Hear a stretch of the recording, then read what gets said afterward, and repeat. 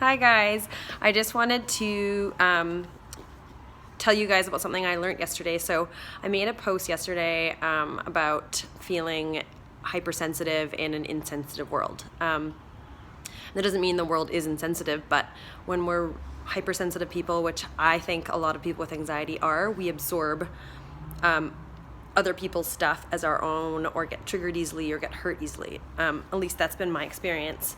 And one of my coaches gave me some great advice yesterday that I'm gonna work on myself, and I thought I'd share with you guys. So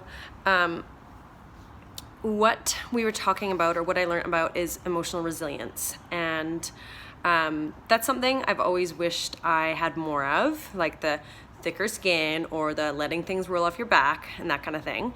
But I am really sensitive, and I do tend to get my feelings hurt. And when sometimes I'm like, why is that bothering me? But I'll sit and ruminate on it for hours. And so think of, I'm going to give you a little metaphor. So say you have two bank accounts. One has $200 in it and one has $1 million in it. Now think of these bank accounts as a metaphor for emotional wealth or emotional resilience.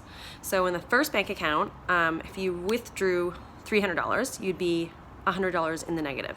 So you'd probably be feeling a little bit anxious, triggered, like sense of lack, just a feeling of uneasiness.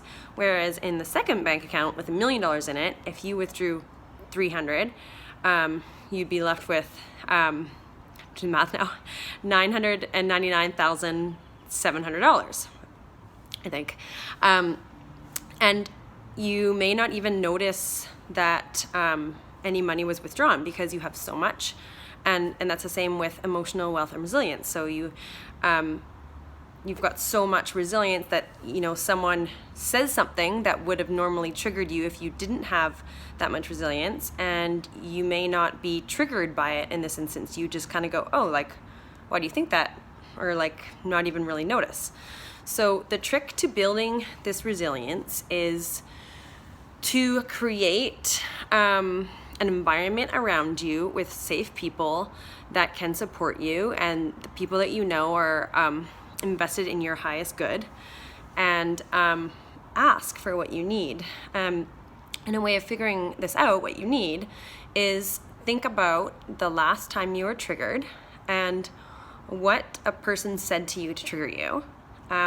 So for example, say you finished your degree in school, and you were like, oh my gosh, and you say as your friend, and you say, oh, I've just finished my degree in X. And your friend says, oh, well, like, that's a pretty easy degree. Like, I mean, like, anyone could do that. And you're triggered in that moment, and you're just like feeling small, and you're feeling hurt. Now think of what you would have wished that person would have said that would have made you feel good. So what did you want in that situation? So, maybe you wanted appreciation, or you wanted support, or you wanted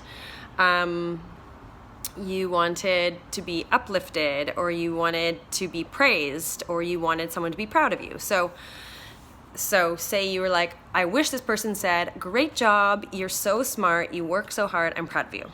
So that's what you need in the moment. Now, ask the people that you feel comfortable with, be it your partner or your best friend, or someone around you, even if it's one of like a buddy in this group, and say, hey, I've been struggling with this thing, and I'm wondering if you might be able to tell me, like, as much as you can. Obviously, when you feel it, like, if it's a blind compliment every day, you'll start to feel like it's cheerleading and it doesn't mean anything. But if you could just say, like, every instance you can that you're proud of me, like, that would mean so much, and I really think that'll help with my healing and my emotional resilience. And like, obviously it's not just a take relationship, and you can say, and like, if you need anything, like, please tell me, I would love to give that to you too.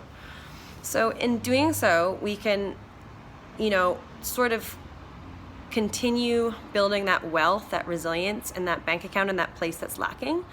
And just with those people that, your core people that you trust and make you feel good, and who you can, look after as well.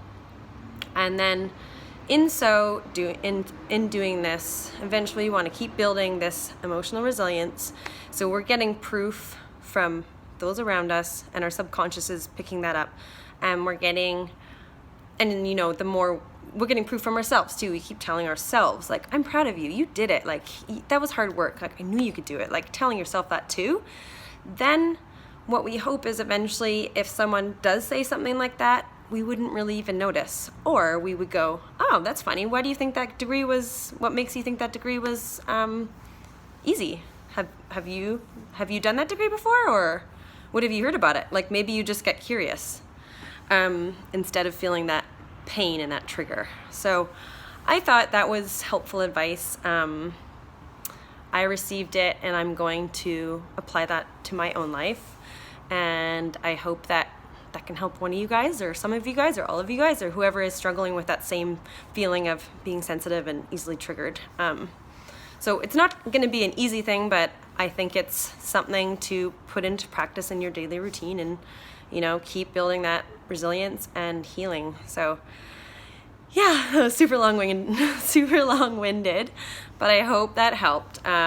This is such an awesome little community. I love all of you beautiful, sensitive people. I think most of you are beautiful and sensitive, because I swear that's where anxiety comes from, is a really sensitive, empathic people, and we find it hard to not take on other people's energy as our own.